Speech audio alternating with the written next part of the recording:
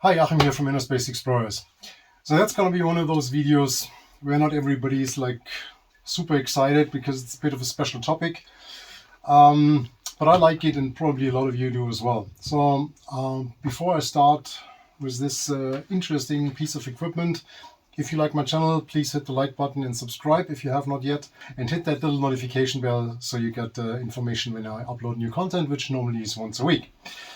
All right. So I've been digging a little bit through my basement. As you see in the background, we are back in the infamous basement with all the nice tools. And that's been a bit of a mess for the last couple of months because it's changing a lot in the company. A lot of company stuff was down here. So I was cleaning out and digging through a couple of boxes, and I found a Hyperion Rebrreather. So that's not super famous, but it's a PSCR, very similar to the RB80. So most of you know that I did a lot of RB80 diving. And so there was the original RB80. There were a couple of clones like the RB2000, the HA1, etc. And then was the Hyperion. So as far as I know, it's not produced anymore, but it's a super clever design. It has a couple of different features compared to the RB80, but in generally it's a PSCR. It's the same concept.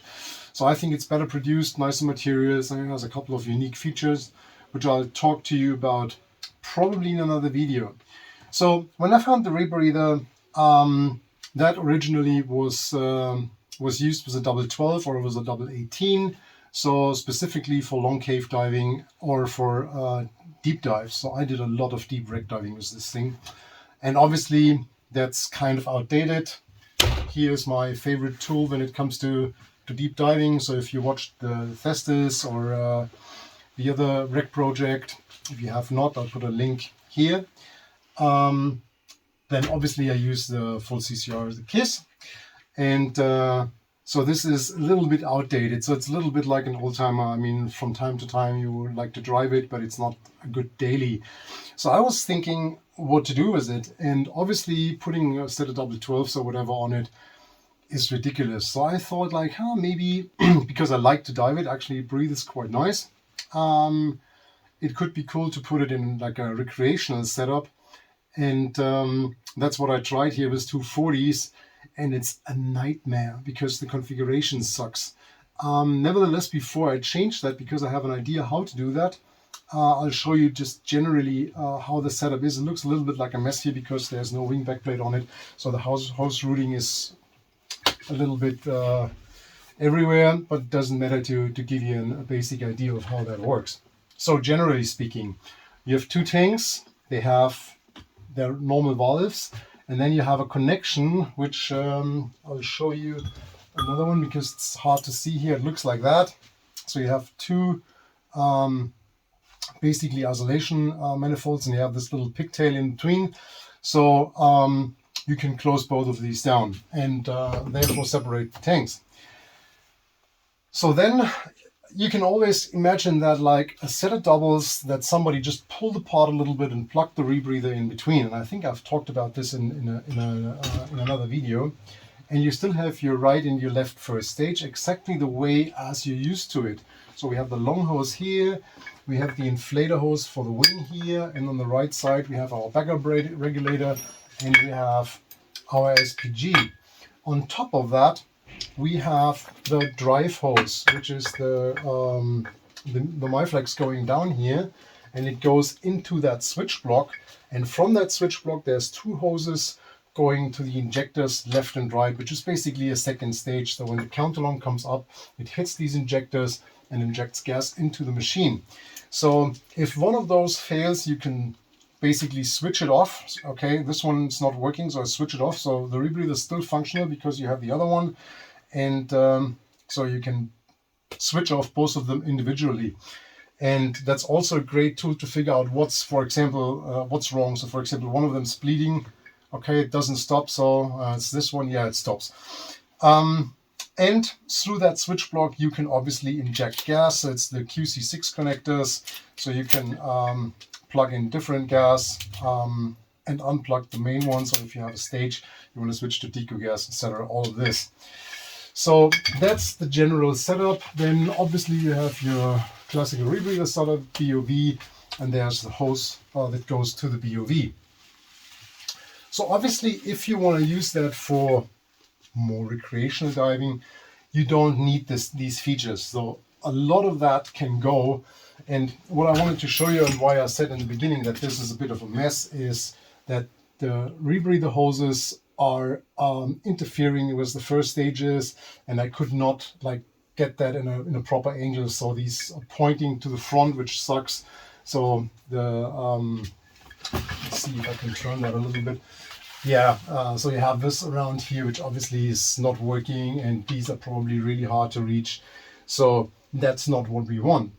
So what I'm going to do now is I'm going to eliminate the switch block and actually see if I can run this from 2 independent tanks and go directly from the tanks to the injectors. And the safety feature of switching them off, I obviously also have through the tank. So if I dive this with only one gas, so for example nitrox 32 or something like that, I do not necessarily need deco gas or whatever. I have plenty of bailout because I still have like an 80 cubic feet tank on the back. I can still control it, and I can feed the injectors directly. So before all the hammering starts in the comments, obviously that's not a tool. That's not something you would use for a real dive, for an exploration dive, for a cave dive, for something. I'm just playing around because I found this thing in a box and I want to see what I can do with it. But not because I recommend somebody to go for a dive using it in that type of configuration. It's a play around, it's a toy video. So don't get freaky like, oh, this is not DR, this is not this is not that. I'm just playing around with an old rebreather, and I want to share my thoughts with you, and probably some of you find these interesting or have a similar machine flying around that is probably not really in use anymore because you switched to full CCR, whatever. So yeah, put that video in the correct box and see it as what it is, playing around with an old toy. All right, so as my cameraman's freezing down here, I'll spare you me taking this apart, and I'll show you the result with my camera having a hot cup of coffee in the meantime. See you in a second. So, cameraman's back from the coffee break. I meanwhile wrenched a little bit and declusterized this baby. And actually, if you can see, I mean, it was not a cluster before. I mean, it was set up for deep diving. And obviously, as I shrinked all of this a little bit, it looked like a bit of mess of hoses. And now here's the ready idea. And also I pointed this out a minute before. Again, experimental, playing around, shallow water. Yeah, anyway. So, as you can see, I got these tanks in a proper way. Nothing's interfering with each other anymore, and a lot less hoses. I just wrote down a list of hoses I need because, yeah, I couldn't find the right lengths that I need. So just to give you an idea, you will see that I removed the switch block, and you see that I removed all the regulators. So the reason I removed the regulators is because we have a BOV. I'll just talk about that in a second. So obviously we need a second SPG because the tanks are independent. So yeah, that came on top of that. And other than that, there's a hose from each first stage going directly to the inlet. So these hoses are too long and are not connected, so they're like 32 centimeters, so I just have to order 2 of these. But you get the idea. It goes down straight. It doesn't matter that it crisscrosses here. You can also route them down directly. In the end, it doesn't matter. It's not like one of the, like the left first stage has to feed the left inlet, because you cannot do anything with it anyway. So if you realize, okay, that doesn't work, you have to shut it off, and that will be trial and error anyway, because you will not hear or feel which one it is. So with the switch block, you would check that with the chicken valves, which you don't have anymore. Doesn't matter. So turn it off, it's not that one, turn it back on, turn the other one down. So safe, and with the new hose actually it will be directly down. It was just, yeah, to make this a little bit cleaner. Then we have one going here to the wing, and we have one going to the BOV. So yeah, super nice and clean configuration. And yeah, in case the shit hits the fan, you can obviously bail out with the BOV. That's why I removed the regulators. And now obviously somebody will bitch and scream like, yeah, God, if your partner runs out, he cannot donate, etc., etc., etc. Yep, true, I can't. Which partner? No, just kidding around. I mean, obviously, in a bailout situation, that BOV is only fed by the left tank, and I cannot use the right one. So obviously, I could put a long hose, for example, on that right second stage, and I'm probably gonna do that. But I just didn't like it at the moment because I like the simplicity of this. And obviously, with another second stage, I can also access the right tank, and so probably when I'm going in the water, I'm going to do that. Also, to make all of those of you happy who don't like that.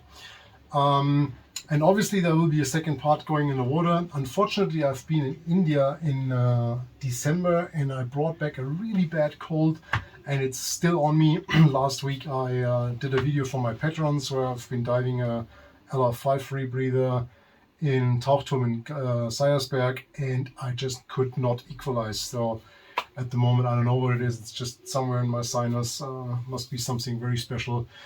And that's why I'm not going to dive this baby this weekend.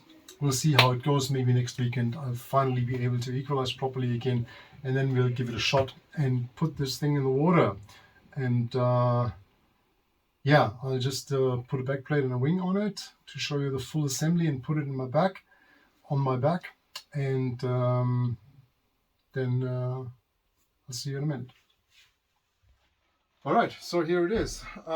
Actually quite nice, pretty clean, as I like it.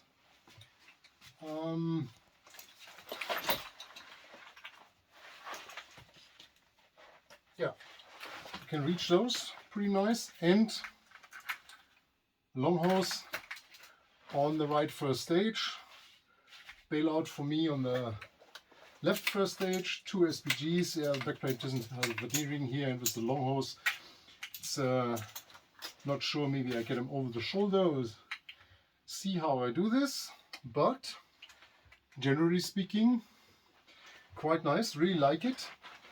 So keep your fingers crossed for my sinus, and next week I'll show you how this works underwater. Bye bye, see you next week.